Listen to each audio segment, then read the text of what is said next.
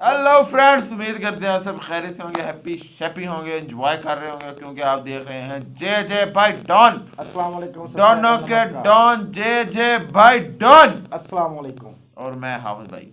और जे जे भाई ने कहा था मेरा इंट्रो आपने इस तरह करवाना है कि दुनिया को पता चले भाई डॉन बैठा है, डॉन। जी, तो मेरे ख्याल से आपको पसंद आया होगा। जे जे भाई आपको कैसा लगा?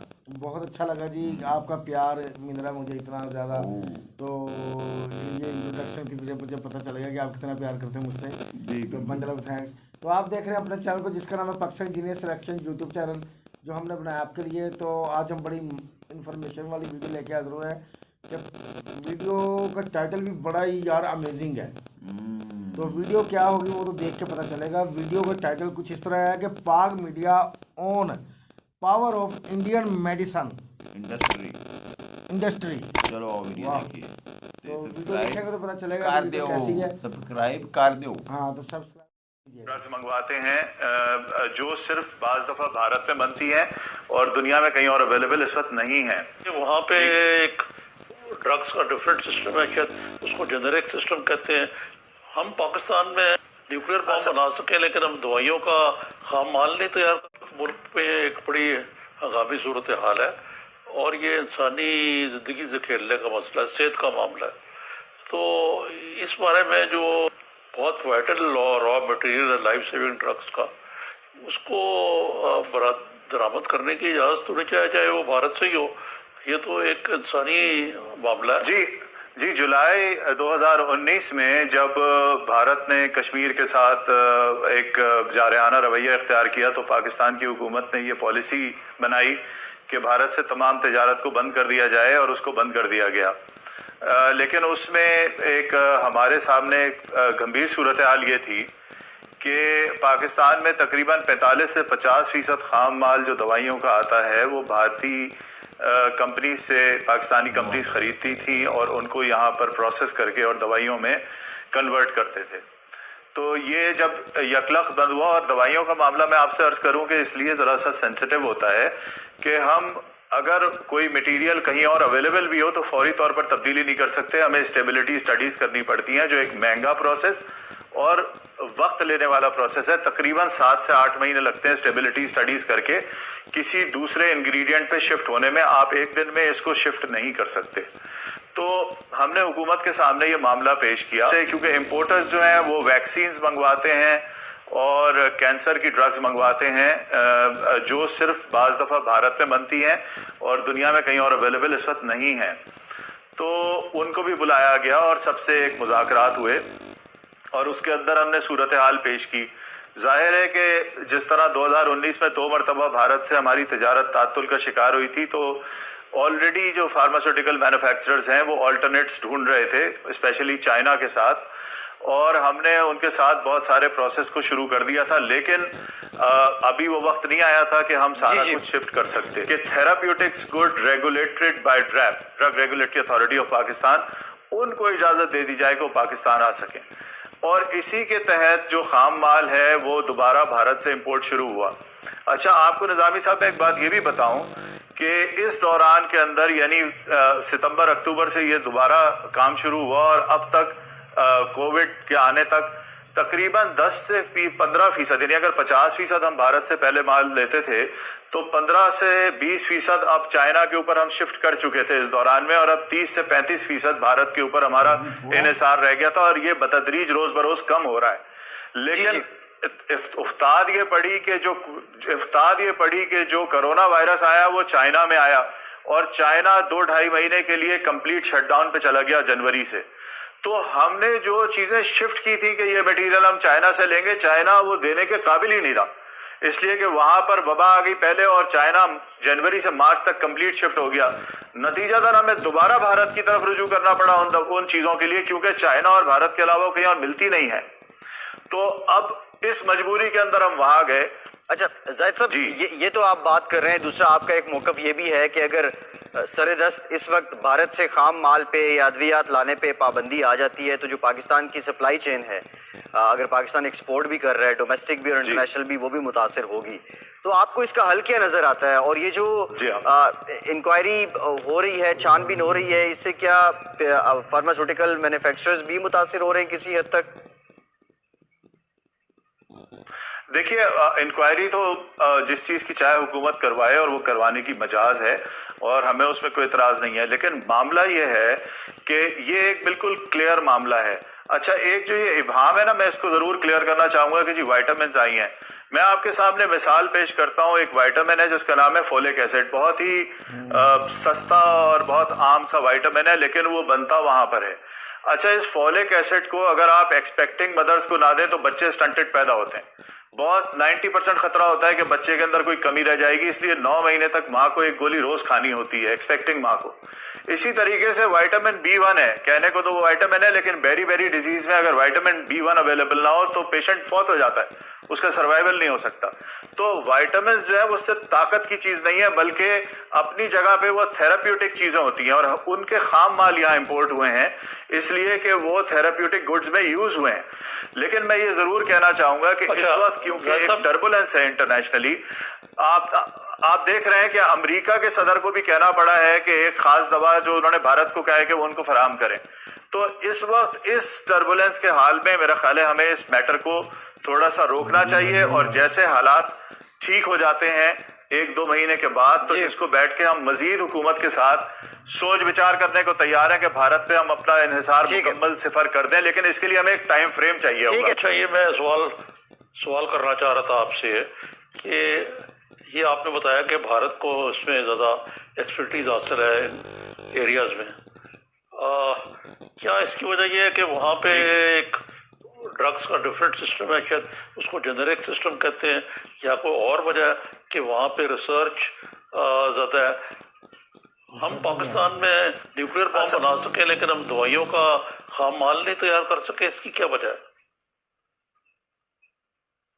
देखिए, इसमें मैं आपके सामने 2-3 वजूहात पेश करता हूँ। असल बुनियादी वजह यह है कि जब आपके पास कंसिस्टेंट इन्वेस्टमेंट पॉलिसी नहीं होती तो कोई आता नहीं, और क्योंकि ये बड़े इन्वेस्टमेंट्स हैं और इनको करने के लिए एक कंसिस्टेंट इन्वेस्टमेंट एनवायरनमेंट आपको चाहिए। हम देखते हैं कि हुकूमतों की तब्दीलियों के साथ सारी पॉलिसियाँ तब्दील हो जाती हैं, जो बड़ा मुश्किल काम है किसी बिजनेस के सस्टेन करने के लिए। दूसरा मसला ये है कि क्योंकि वहाँ कंसिस्टेंट पॉलिसी थी और वहाँ खाम माल बनाना सस्ता पड़ता था दुनिया की दूसरी जगहों से, लिहाजा यूएसए ने, यूरोप ने और जापान ने और दूसरी डेवलप्ड वर्ल्ड ने अपने आप को आउटसोर्स करना शुरू किया। उनके पास क्योंकि टेक्नोलॉजी ट्रांसफ़र के लिए एनवायरनमेंट मौजूद थी, उन्होंने उस टेक्नोलॉजी ट्रांसफ़र को वेलकम किया, उन्होंने कंड्यूसिव इन्वेस्टमेंट पॉलिसीज़ वहाँ पर दी, जिसकी वजह से मल्टीनेशनल कंपनीज भी वहाँ आ गई और उन्होंने भारतीय कंपनियों को अपनी टेक्नोलॉजी देके आउटसोर्स कर दिया ताकि वो निस्बतन सस्ते रेट्स के ऊपर रॉ मटेरियल को कन्वर्ट कर सकें। खुद तो यूरोप और यूएसए चले गए बहुत हाई टेक के ऊपर, आप देख रहे हैं वो वायरल रिसर्च के ऊपर और बिल्कुल बायोटेक के ऊपर चले गए, और ये जो खाम माल थे जो निस्बतन असेंशियल ड्रग्स हैं, लाइफ सेविंग ड्रग्स हैं, लेकिन बहुत सस्ती हैं, इनको उन्होंने आउटसोर्स कर दिया इंडिया को, क्योंकि वहां पर इसके लिए हुकूमत का बनाया हुआ फ्रेमवर्क मौजूद था। और निज़ामी साहब, आप ये बताएं कि हमें मालूम है कि हम स्नेक वैनम के अंदर, हम कुत्ते के काटने की वैक्सीन के अंदर पंजाब में और सूबे सिंध में कितने मसाइल पैदा हुए हैं, और ये वहीं से आती है।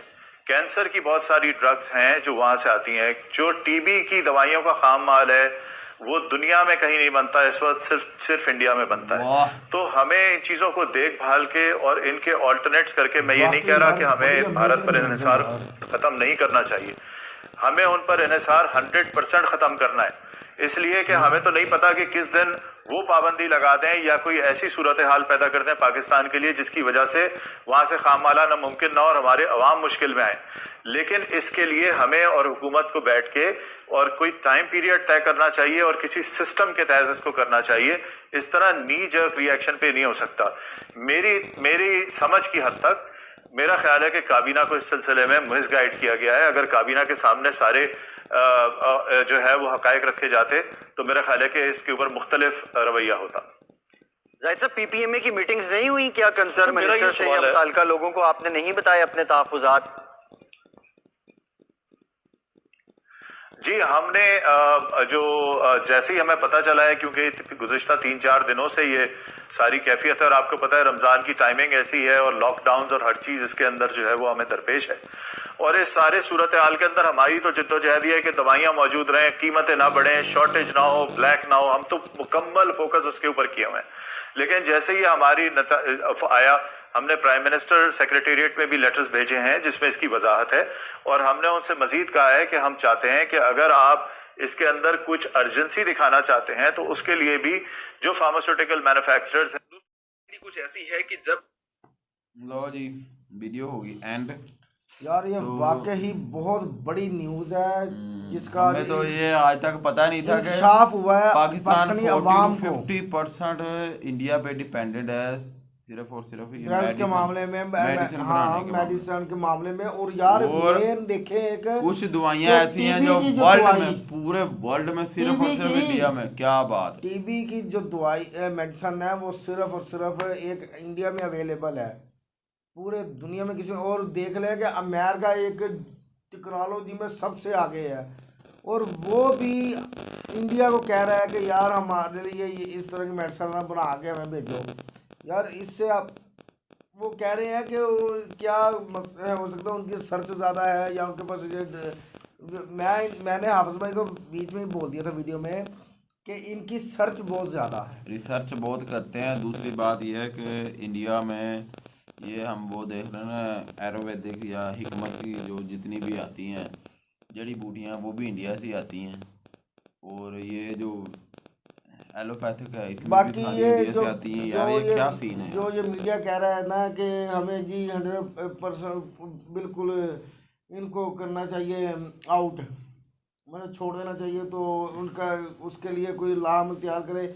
मेरा माइंड नहीं कहता कि हम ऐसे कुछ कर सकते हैं, वो मुश्किल बात। चाहे कोई भी देश हो, चाइना भी पता नहीं कितनी बनाता होगा मेडिसिन, मगर फिर भी हम इंडिया से मेडिसिन लेने पे मजबूर हैं, इंडिया से मेडिसिन लेंगे, क्योंकि कोई ऐसी ऐसी मेडिसिन है जो देखे कि आप इस बात से अंदाज़ा लगा लें कि एक पूरी दुनिया में इस वक्त नंबर 1 पे है अमेरिका टेक्नोलॉजी के मामले में, रिसर्च के मामले में, हर चीज़ के मामले में वो बहुत आगे है, मगर वो उनका भी जो इंहिसार है ना वो इंडिया पे है, ठीक है ना।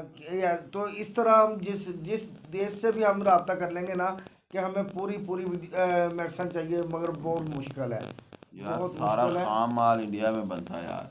यार ये बहुत बड़ी न्यूज़ है, और फर्स्ट टाइम हमें इस चीज़ का पता चला है, वाकई हमने और कभी नहीं आपको सोचा था, मगर आज इंकशाफ हुआ है ना कि जो हम 50 हो सकता है हम 70 या 80% तक हम इंडिया से माल मंगवाते नहीं, हो। ऐसी बात यार नहीं। ये हो, मैं ये कह रहा और हूँ नहीं, चलो 50-60% भी कम नहीं है 50-60 किसी ने नहीं कहा भाई, भाई उन्होंने तो 50 40 से से 50 कहा ना, उन्होंने 40 से 50 कहा है, मगर मेरे माइंड के मुताबिक 50 से 60 कर लें आप। नहीं आपका हो जो सकता पहले है। माइंड था 80-90 पे था चला गया। नहीं मैं कह रहा हूँ कि फिर हो आस्ते भाई, एक मैं गैस कर रहा हूँ, गैस तू गैस ठीक है। ना ही कर अब भाई। उन्होंने इंडिया से वादा किया था कि हम मेडिसिन लेंगे, इंडिया में कोरोना आ गया, और चाइना में कोरोना आ गया, कोरोना की वजह से वो अपनी मेडिसिन पूरी नहीं कर सका, ठीक है, इतने मुश्किलात हालात में आ गया, चाइना बंद हो गया था 2 से 3 माह। वही तो मैं कह रहा हूँ कि इतने मुश्किल हालात में आ गया था वो चाइना।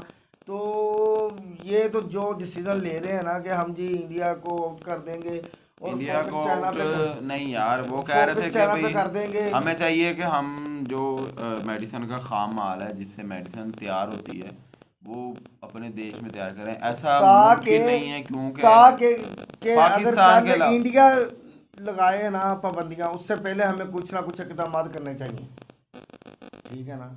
मगर यार जो भी है हालात एक दूसरे के साथ अच्छे बुरे जैसे भी हालात हैं, ठीक है ना, मगर ये जो मेडिसिन ये है एक इंसानियत की जान बचाने के लिए, ठीक है ना। इसमें आप ये नहीं देखिए एक डॉक्टर है ना, डॉक्टर उसका अगर कोई दुश्मन पेशेंट भी है ना तो उसने अपना फ़र्ज़ ही निभाना है, उसने अपने उसको बचाने की उसकी ट्रीटमेंट करने के लिए उसने कोई कसर नहीं छोड़नी, ये उसकी एक इसको बोलते हैं एक फरिश्ता सिफ्त, ठीक है ना। तो ऐसे ही कि आप इतनी मेडिसिन बना रहे हैं ना या हम ले रहे हैं आपस में क्लैश, ठीक है, हर देश के होते हैं, एक दूसरे के साथ होते हैं, मगर जो ये कि मेडिसिन हम बिल्कुल छोड़ देंगे लेनी, ये तो नामुमकिन है। तो हो सकता है कि आपका क्या ख्याल है इस बारे आने में? वाले वक्त में अपना राय हम जरूर अपनी बताइएगा। इंडस्ट्री लगा लें सारी इंशाल्लाह। तो मिलते हैं अगली वीडियो में। बाय अपना बाय। ख्याल रखिएगा। अल्लाह हाफ़िज़।